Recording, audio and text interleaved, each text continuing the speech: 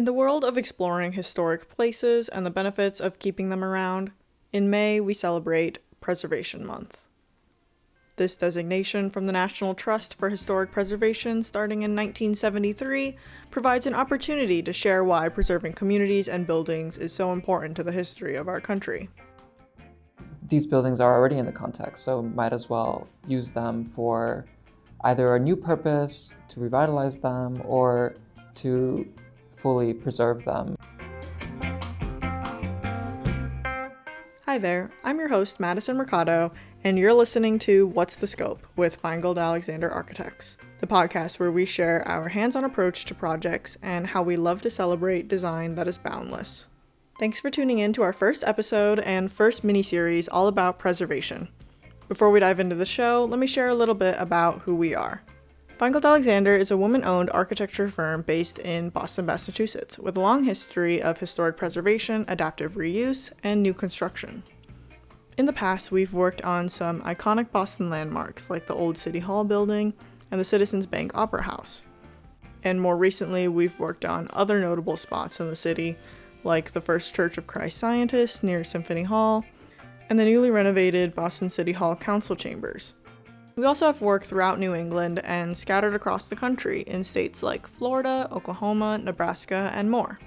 Because we're all about architecture, we're going to talk about preserving the buildings of our environment. For the next 3 weeks, I'll be sharing with you 3 conversations with our staff about why preservation is important to them and how it's shaped their careers and perspectives. I'm Idael Cárdenas. I am a designer here at Finegold Alexander Architects and a recent grad from Harvard University's Graduate School of Design. Grew up mostly in Florida, was born in Cuba, but have been in the Boston area now for 5 or 6 years.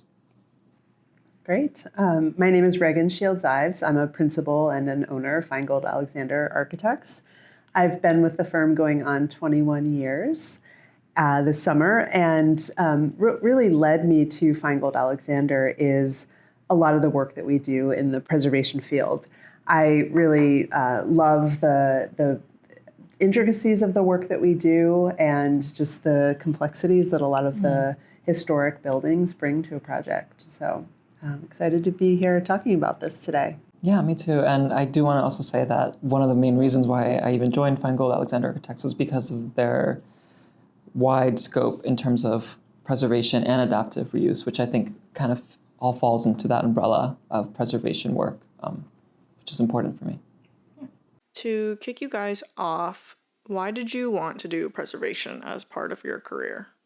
Yeah, I think for me, it's important to take stock of the existing buildings that we already have, not just from an ecological standpoint in terms of not using more than what we have. We're in a finite planet, but also just celebrating the buildings that are in our neighborhoods and our communities in a way that maybe new construction doesn't always do. These buildings are already in the context, so might as well use them for either a new purpose, to revitalize them, or to fully preserve them, either from, in the standpoint of there are specific memories or specific stories tied to the community and neighborhood to that building. I think that's very, very important, and we should cherish and celebrate those voices within the built environment.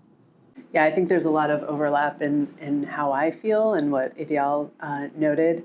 For me, too, I love design, I love architecture, but I've always been drawn more to existing historic buildings because there are so many layers to that work, and that while it represents, a structure that's, in its place and its context, I know that there's so many more stories behind, why a building looks the way that it does, what purpose did it serve originally, what purposes has it served over time.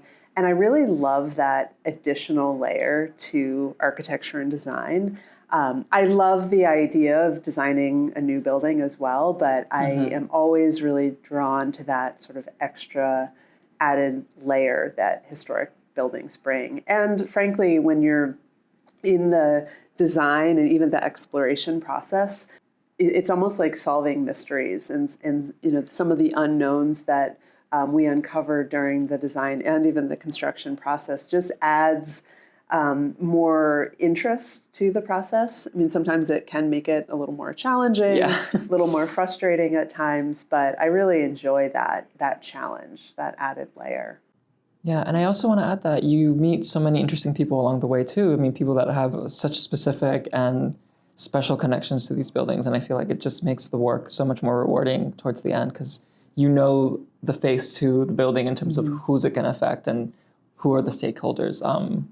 Yeah, and usually people are very passionate about the existing buildings within their communities. Absolutely, and I think to that extent too, for me, there's a fun aspect to it, and that is researching more about the building. I love, the act of looking for historic photos, looking for historic site plans, even just understanding how the city has changed over time in certain areas and how the building may have had, a presence then and now, and what has happened in those in-between times. So it's just, it's fun. Yeah, it's a fun process. Yeah, the temporal layering, I think, is a really interesting point because there's just so much that changes around the building, as you mentioned, and it's just interesting then to like take that moment when the building was constructed and kind of reimagine it or re-see it, in today's context, which is always an interesting challenge. Definitely. So when you're approached with a project or find a project that the firm is interested in, are there certain aspects to a building where you can tell will make for a good preservation project as opposed to new construction or something else? Well, oftentimes there is a whole process that you go through in terms of studying the existing conditions, understanding what the existing building envelope consists of, what the building systems, the building structure. So while we may think that a project is best suited for one path, as you begin to explore, you may uncover things that if the whole entire structural system is compromised, then does it really make sense to retain the building and essentially have to restructure the whole thing? Oftentimes what we find is that you can do both, and that maybe there is a part of the building that we want to preserve, and then it lends itself to new construction, a new addition that blends the two together. So there's really is often a process that you go through to help you discover, what the right solution is. And we often say here at the firm that the building is the third partner because it really does play a significant role in determining not only the design path forward, but also just the use of the building and how it will be transformed. Are there any examples of projects that the firm has done that you can share that may have gone through a more tumultuous, I guess, process in determining what should or should not be preserved? Well, I think one example that comes to mind is the Eliot School project that we did in the North End, where it was actually a compilation of multiple buildings joined together. And when we first started that project and studied that there's actually something like 8 different floor level changes because of these 2 buildings or multiple buildings, 2 or 3 buildings joined together.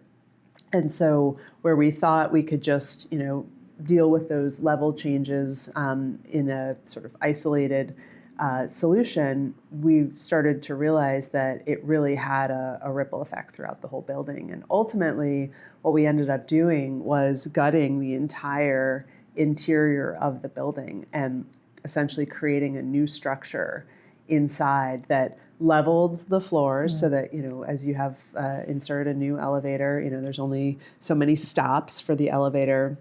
We had to deal with challenges like different windowsill heights.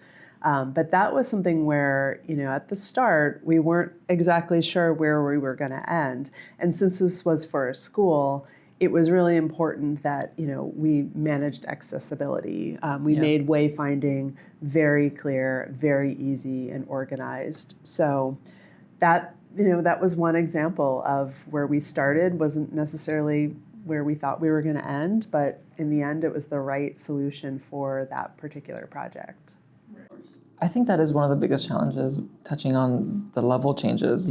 Accessibility is so huge for these buildings that were built pre-accessibility laws, ADA, and finding the right location for an elevator, or readapting the building to function for all I think is a challenge, and that it's not always the most ideal. Like, it's always a compromise between what is happening in the exterior, interior, and then somehow making it seem seamless, even though it's very difficult to make an elevator core seem so seamless within these buildings. Yeah.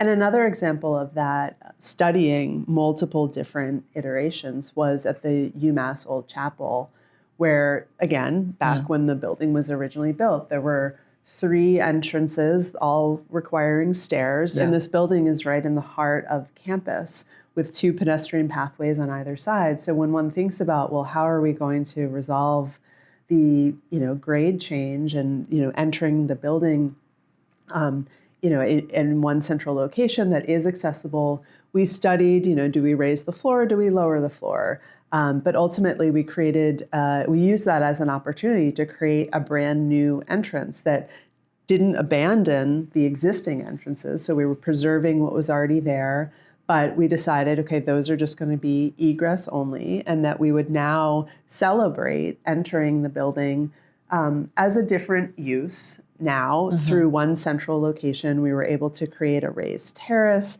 So we were able to add a really new dynamic element to this historic building, but you still see the historic building as it exists. It just has this whole new entry sequence. So that was a process, again, where we studied multiple different ways to try to achieve, what it was we were trying to solve for the campus. And, we didn't know where we were going to end. Yeah. When I think back to all of the different iterations that we studied, it's really interesting to see kind of where we landed.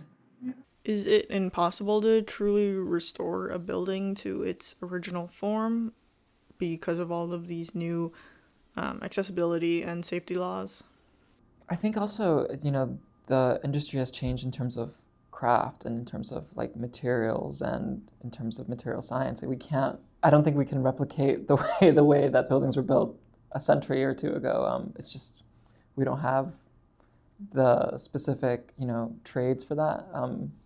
Some of it still exists, but it's much more difficult. And so in that way, there's an advantage of using contemporary materials in places where we can, either for energy, efficiency, or to help sort of the building perform better, or as in other cases for accessibility. But yeah, I think it's really difficult to to have the building exactly preserved in its state.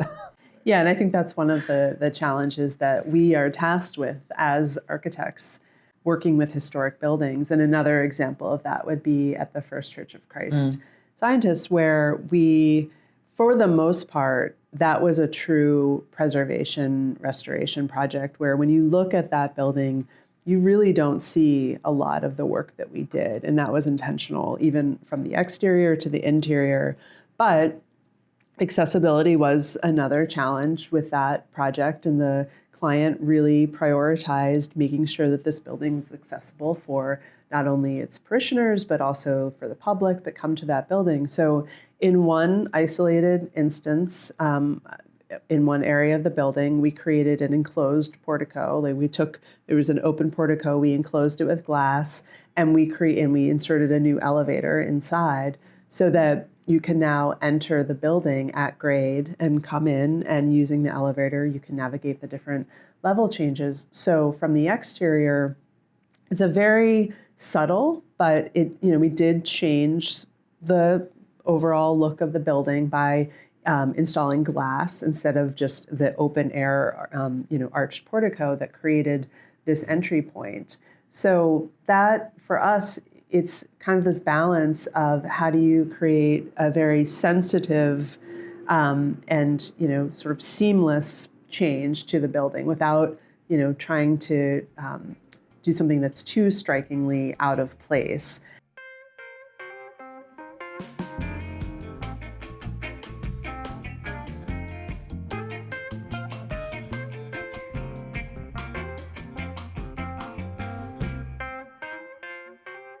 So now I want to switch gears a little bit to talk about BPA, the Boston Preservation Alliance, which you two are members of.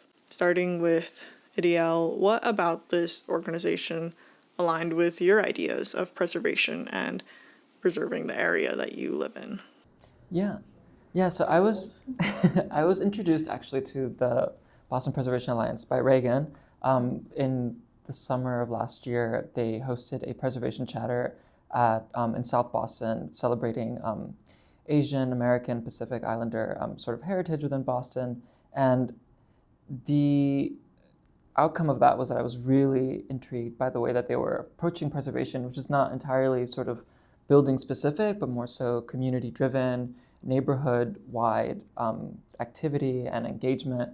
And so that to me felt in line with where I wanted to take my career, where it wasn't just, about a building story, but sort of the context of that building story.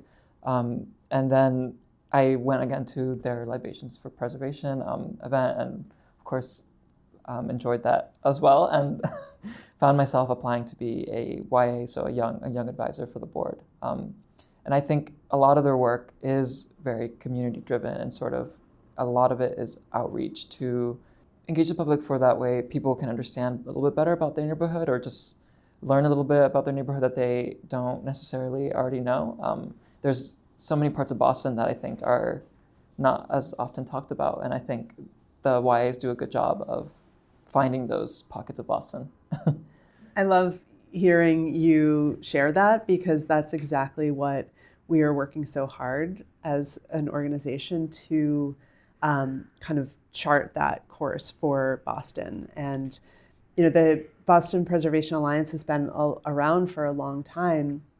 And I think early on, there was a lot more focus on, brick and mortar and just, advocating and preserving buildings in Boston. But as, time went on, and we realized that there's so much more to these buildings, and there's so much more to Boston than just downtown Boston. There's so many communities and important things that have happened all around the city. And we want to make sure that we are sharing not only the buildings, parks, structures, but the stories that make the fabric of Boston so unique and so interesting. And I think because the Boston population it's such a diverse range of people, communities, we want to make sure that we are, highlighting and celebrating all of that. So that's something that the Boston Preservation Alliance has been working very hard on, I'd say, very specifically in the past 10 years or so, to just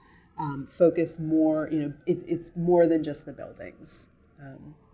Do you think that being exposed to all of these other communities and stories brings a different perspective to the type of work that you do here at Finegold?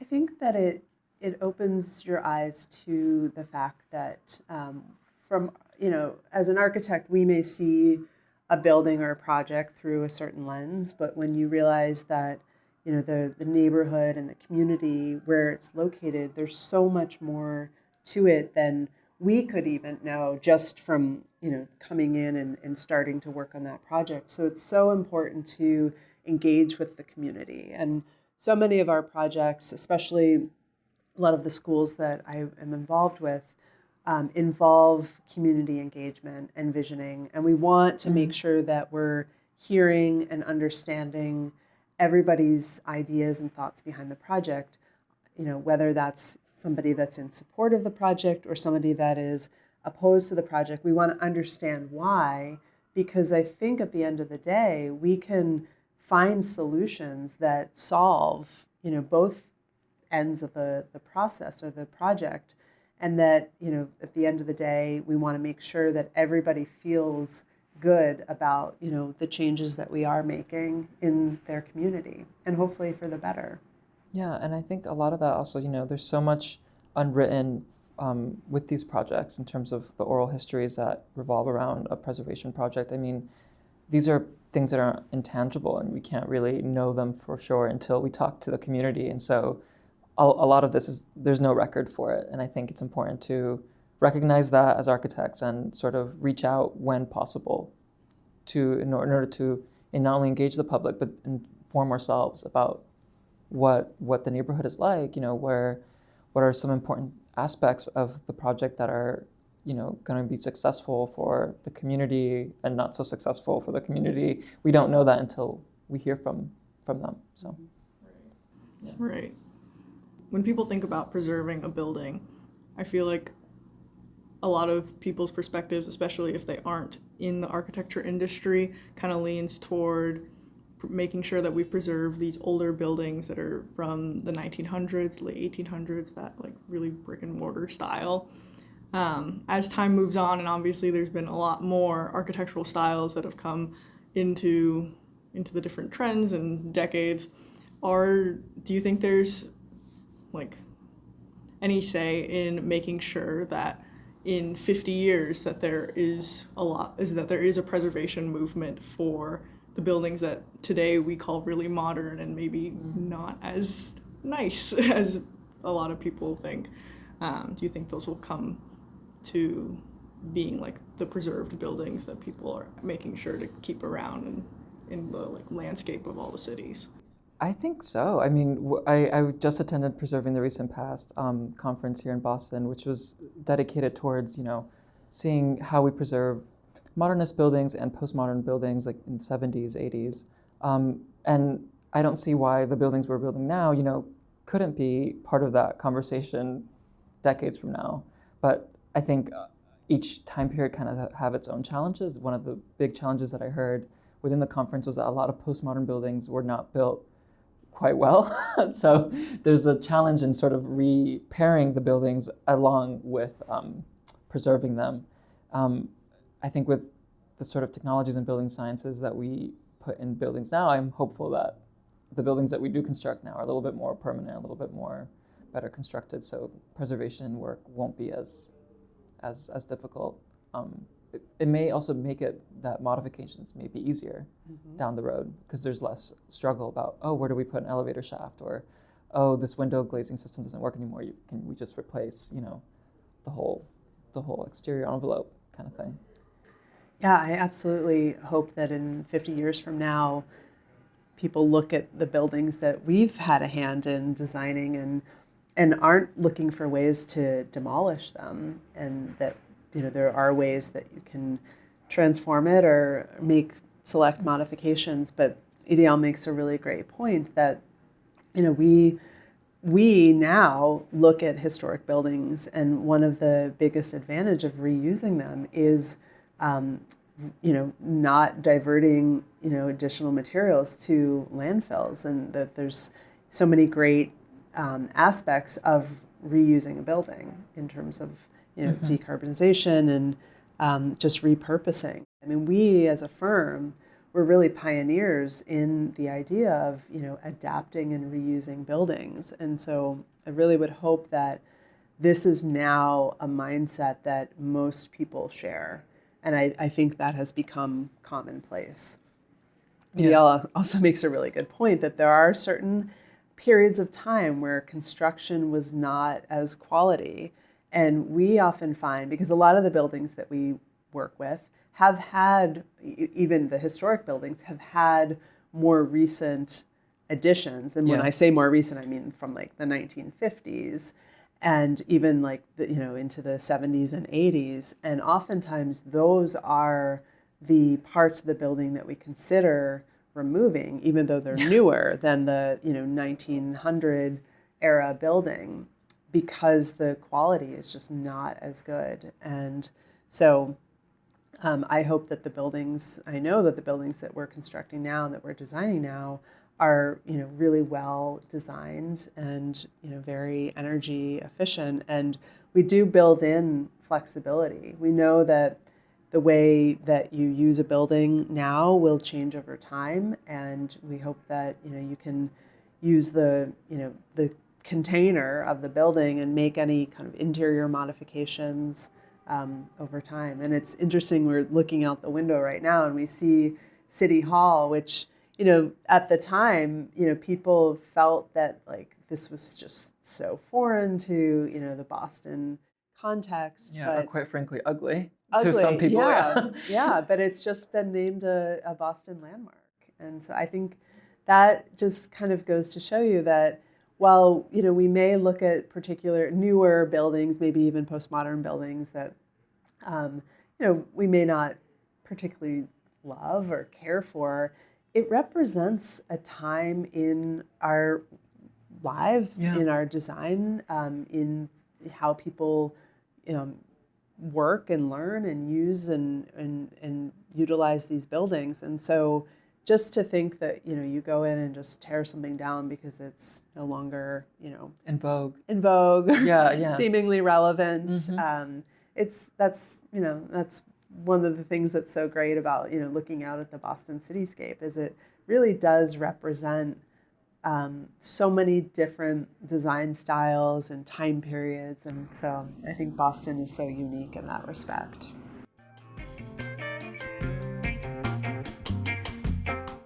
Thanks for listening to our first conversation with the team celebrating Preservation Month. If you want to learn more about Finegold Alexander, visit us at faainc.com. Tune in again next week to hear about how preservation and sustainability go hand in hand. This is Madison Mercado. Thanks again for listening.